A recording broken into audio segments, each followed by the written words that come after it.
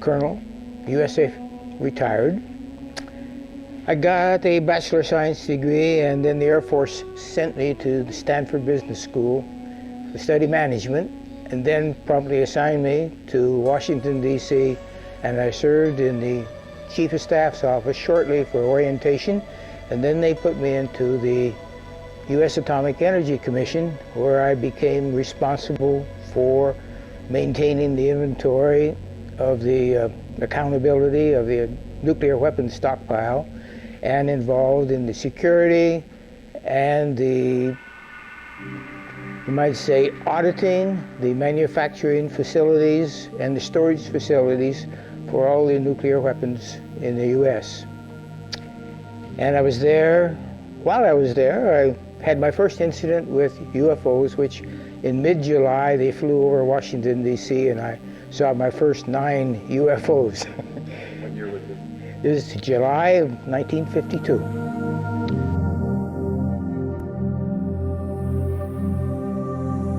Of course, during that period of time, I made a lot of contacts. I was a staff officer for the Military Liaison Committee between the chairman of the AEC and the Secretary of Defense. And so I became acquainted with not only the Army, Navy, and Air Force, but civilian agencies, the CIA, the National Security Agency, and other contacts which I developed.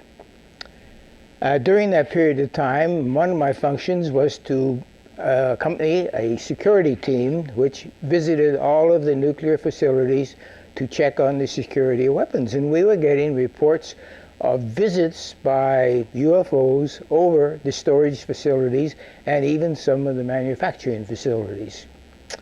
And that went on continuously. Now, we found that the reports, the formal reports, were few and far between, but the security people were reluctant to report many of them because the protocol and the bureaucracy involved in reporting them, they just avoided reporting.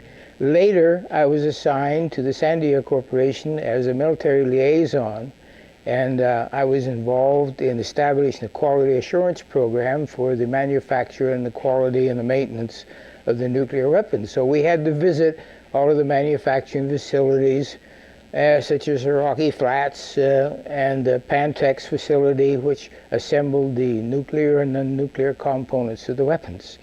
And so there again, we observed the UFOs were very much interested in the facilities that we were visiting. But we did get constant referrals to, what are all these UFOs hanging around here for? And so then after that siege, this was during the 50s to the entire 50s, then I was assigned to the Unified Pacific Command under Admiral Felt during the 60s, and I was the officer in charge of the alternate command post involved in nuclear weapon operation planning. And during that period of time, I was maintained contacts with NORAD, with the SAC operations, and involved in the single integrated operational plans for the use of nuclear weapons. And during this period of time, I also learned of a number of incidents which happened, and then further on, I finally retired from the Air Force and joined the Boeing Company, where I was assigned to the Minuteman program, where I was responsible for the configuration accounting of all the nuclear fleet of Minuteman 1, 2, and 3. And during that period of time, I also learned about incidents involving nuclear weapons. And among these incidents were a couple of nuclear weapons sent into space were destroyed by the extraterrestrials. In talking to various contacts throughout, they would allude to the fact that these did happen. There was, for example, the missile, Minuteman missile, which destroyed the launch from Vandenberg Air Force Base. That's now a public matter of record. The one incident, for example, was they actually photographed the UFO following the missile as it climbed into space and shining a beam on it, which neutralized the missile. And this was recorded. It was all hushed up, and they split up the team that observed it, but of course eventually the news came out, and it was later published and confirmed it. In fact, they were taken so seriously that the reporters would often not report them because it involved so much bureaucracy and protocol and etc. They deliberately would not report them.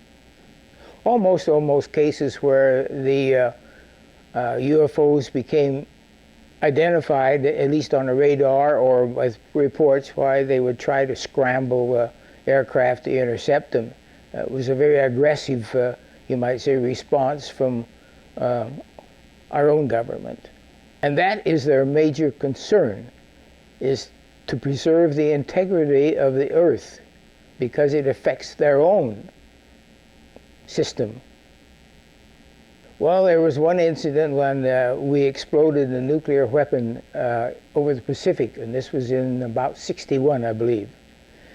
And the consternation that it caused, because it shut out communications entirely over the Pacific Basin for a number of hours in which no radio transmission was available at any time.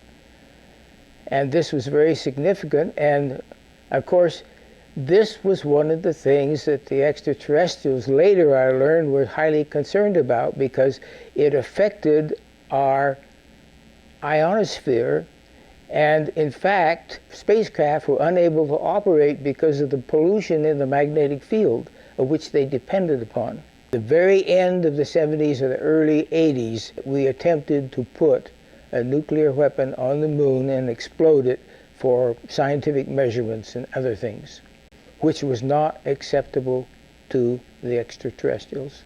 And what happened? They destroyed the weapon before it got to the moon. With reference to the incident which our government sent a nuclear weapon for explosion on the moon's surface, it was tended to, as I understand it, to assess some scientific data and reaction and so forth. The idea of any explosion in space by any Earth government was not acceptable to the extraterrestrials, and that has been demonstrated over and over. And what's the consequence? How is that demonstrated? By the destruction of any nuclear weapons sent into space. That was at the time when I was assigned to the Atomic Energy Commission on Independence Avenue. And it just so happened that I was out that evening and the incident occurred, and looking up, I held my hand up and they were bigger than my thumb over my head, over Washington. And it was they were very visible. And the second time they appeared over Washington, I did not see them that time. But of course it caused a great flurry in the newspapers and a lot of excuses by the government officials and rationale and so forth. I counted 9 of the night that I saw them. They were around the typical disc type aircraft, spacecraft. But they were there, they were illuminated, they were quite visible. Their configuration was very conspicuous. They were not aircraft, because I have been a pilot for 20 years and I'm acquainted with what aircraft look like. Well, I was with the Atomic Energy Commission during the period of 51, 52, 53, and 54. And at that time, as I said, one of my functions was to visit all of the storage facilities throughout the United States for security purposes, to see that at that time, the custody of the nuclear components was in control of the civilians. And of course the non-nuclear components were under the custody of the military. So there was a split responsibility for the weapon custodial care. So our job was to audit the functions of both the military and the civilian.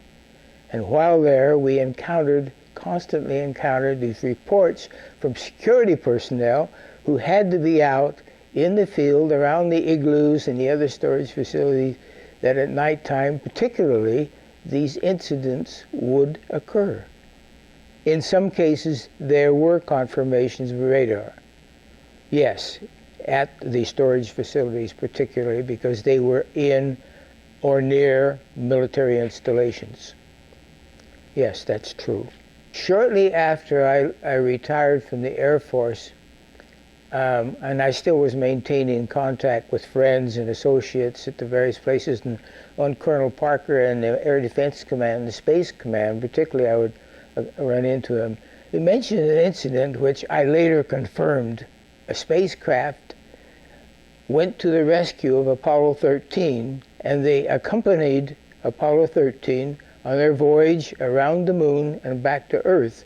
And on 2 occasions, they thought they might have to transfer the crew to their spacecraft, but they saw them safely back to the Earth. People were interested in the extraterrestrial technology, very much so.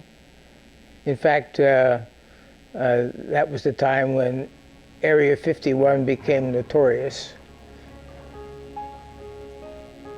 Well, I guess there's more and more people like me that are getting along in years that would like to recall some of the incidents that they've encountered. And the truth is going to come out sooner or later.